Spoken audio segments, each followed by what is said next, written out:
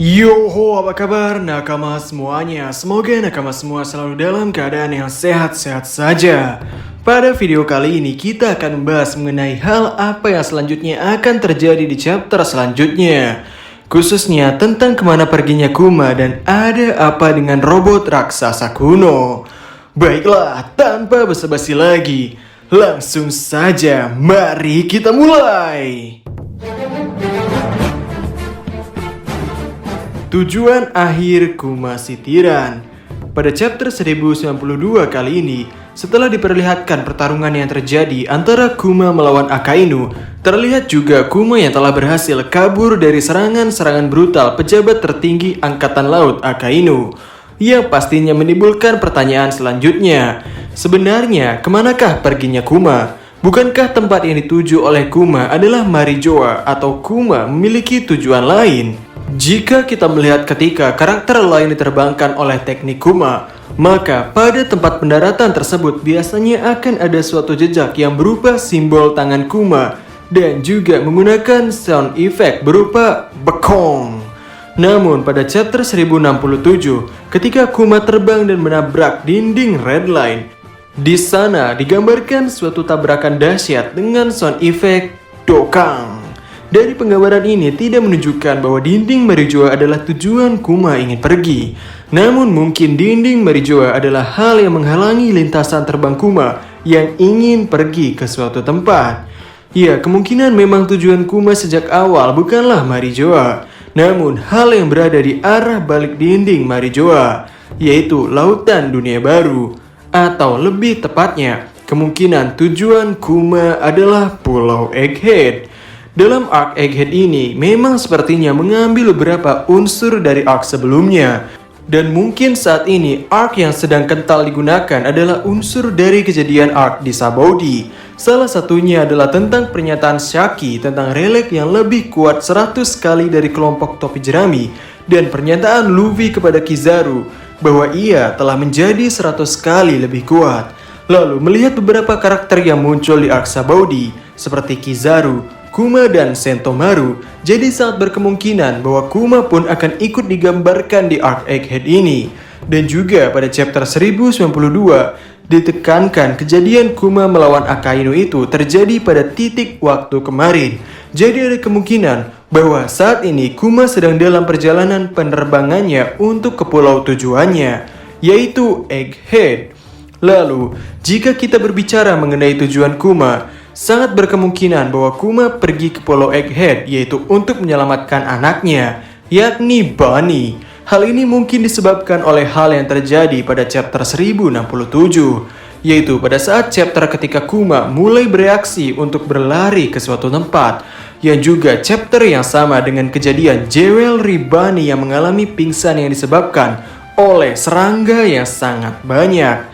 Jadi kemungkinannya adalah tubuh Kuma telah dimodifikasi untuk dapat mendeteksi ketika keadaan Bonnie mengalami keadaan yang tidak wajar. Dan program itu jugalah yang membuat Kuma bergerak untuk pergi ke tempat Bonnie berada. Dan untuk mengetahui lokasi Bonnie berada, sepertinya dibutuhkan alat yang berfungsi sebagai GPS atau semacamnya yang melekat di tubuh Bonnie. Dan kemungkinan alat itu adalah alat yang selama ini sangat jarang digambarkan oleh Oda Sensei, yaitu bagian telinga Bonnie. Ya, kemungkinan Bonnie menggunakan anting pada telinganya yang sekaligus itu bisa memberitahu Kuma di mana lokasi putrinya ketika putrinya sedang dalam bahaya. Ya, ini juga sesuai dengan nama Bonnie sendiri, yaitu Jewelry Bonnie atau Bonnie si perhiasan. Dan jika dilihat kembali, peran Kuma di sini sama seperti peran dari Kiros yang juga melindungi Rebecca anaknya meski ia telah menjadi boneka. Dan pada chapter 1092 pun, Kuma disebut Ningyo atau boneka oleh Akainu. Dan pada chapter ini juga, salah satu kaki Kuma harus terpotong oleh Akainu, yang semakin menekankan kesamaan antara Kuma dan Kiros, yang mana keduanya pastinya akan melindungi anaknya. Nika dan robot kuno raksasa. Hal yang mengejutkan lainnya pada chapter 1092 adalah tentang bereaksinya robot kuno raksasa ketika mendengar dentuman jantung Nika milik Luffy. Jelas pada bagian belakang penggambaran robot ini bahwa robot raksasa kuno ini memberikan reaksi ketika mendengar suara Don Dot Toto dari denyut jantung Nika. Namun dengan kejadian ini muncul pertanyaan dari fans, kenapa robot raksasa kuno ini tidak bereaksi ketika Luffy menggunakan Gear 5 saat melawan Lucci? Yang pastinya menggiring opini para fans bahwa lagi-lagi Oda Sensei tidak konsisten.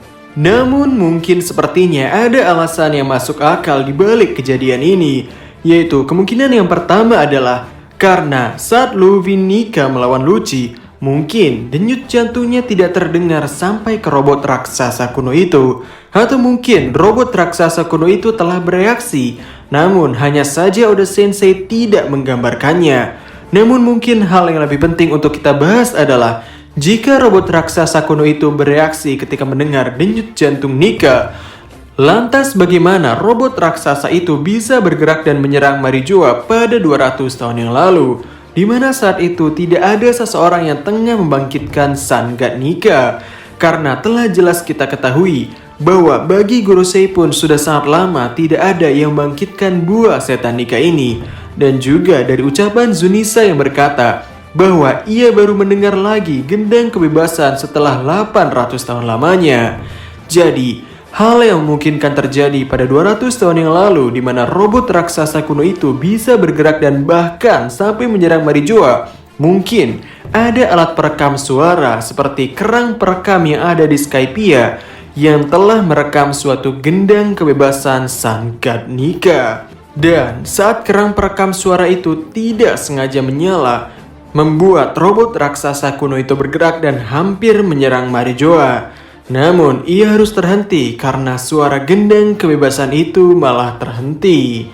Jadi sangat berkemungkinan bahwa robot raksasa kuno ini telah diprogram oleh pembuatnya, bahwa robot ini akan bereaksi atau bergerak ketika ia mendengar suara gendang kebebasan, yang saat ini dibuktikan dengan ia bereaksi pada suara denyut jantung Luffy.